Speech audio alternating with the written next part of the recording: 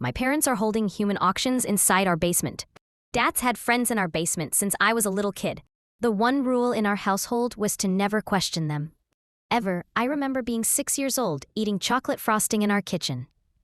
It was raining outside, and Mom was teaching me how to bake cookies. She was making shapes in the dough, and I was sneaking chocolate chips from the pack. It was warm and cozy, an upbeat song on the radio.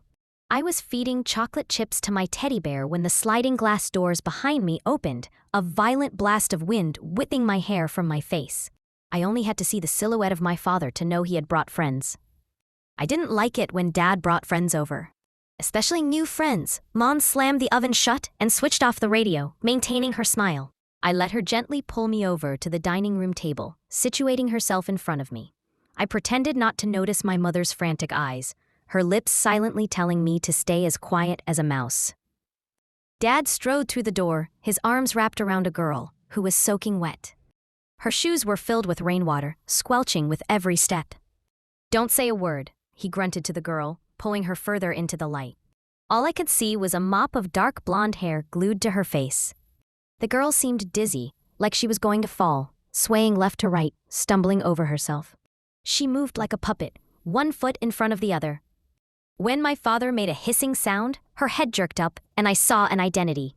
Pretty features and made-up eyes, a mouth that I knew was used to laughing, used to smiling, now hollow. She must be sick, I thought, casting my gaze to my lap. In the corner of my eye, two figures followed, shadows bleeding into reality under fluorescent light. This time, two men fell in step. No, they were younger, my older cousin's age. The three of them were college-aged. I glimpsed intricate black lines tainting one of the boy's arms, creeping all the way down to his wrist, entangling around his fingers.